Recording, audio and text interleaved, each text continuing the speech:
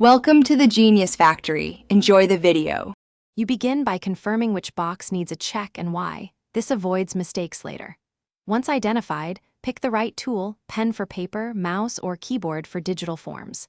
Position yourself so your hand or cursor aligns squarely. Make sure lighting and zoom are adequate. Now take the first action. Place a light mark or click once.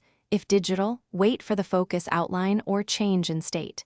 Doing this first saves corrections afterward. Once you've started, focus on precision. For paper, aim the pen at the center and use a short, confident stroke to form a clear check. For digital interfaces, click once or press space or enter when the control is focused. Make sure the visual check icon appears. If navigating with keyboard, use Tab and Shift plus Tab to move between controls. Also consider assistive modes. Screen readers announce state changes, so listen for confirmation before proceeding to the next field. You finish by verifying the check matches the intended option. Review nearby labels to ensure no mismatch. Once satisfied, save changes or submit the form. For paper, inspect legibility and retrace faint marks with consistent strokes. If something goes wrong, first undo the action, refresh the page or clear cache for digital issues, or erase and redo lightly on paper.